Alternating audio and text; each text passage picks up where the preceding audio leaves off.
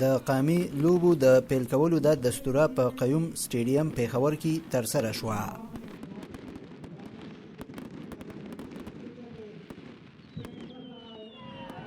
په قیوم سټیډیم پیښور کې د لوبو او سیلګرۍ صوبایي وزیر عاطف خان مشال ریډیو ته وویل چې په دغه لوبو کې د 8,000 نه زیات لوبغاړي برخه اخلي.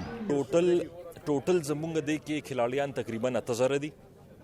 د سره چې کوم افیشلز دي تقریبا 2,000 نو ټوټل 10,000 پورې جوړیږي چې د کوم انتظامات موږ کړی دي او 32 گیمز دي د کې 27 چې دي وایي شغه زمونږ د فیمیل گیمز دي چې کوم ټول کې لوی تعداد دی. د نېشنل گیمز په حواله سره نن زه د فخر سره وایم چې ټول نه لوی سپورې سونه نېشنل گیمز شوي دي په تعداد حساب سره هم دا سیوا دي د گیمز حساب سره هم دا سیوا دي پارټیسپیشن هم سیوا دي.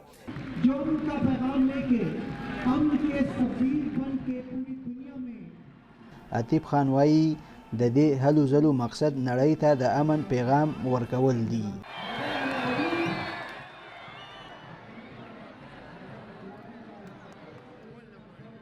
د خیبر پښتونخوا ځوانان ډیر خوشاله دي چې د هغوی په سر ښار پیښور کې دا لوبې د 9 کلونو د لوی مودې تېرېدلو وروسته ترسره کیږي.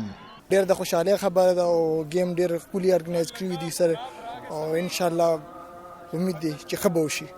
د ویش گیمونو کې حصہ چې د خواتینو گیمونه دي چې تقریبا هر یو دغه نسوبینه چې ډیر زیات خزه چې حصہ غسره او زما په خیال دا د پښتنو د پاره یو سبق دی چې یوازې الکان نه بلکې جنکې چې هغه هر څنګه لوبې ته چې راتلی شي او خپل نوم به جوړولی شي. قیوم سټیډیم پیښور کې د لوبو د امنیت لپاره ټینګ امنیتي ګامونه هم اخیستل شوي دي. غلام غوث، مشال ریډیو، پیښور.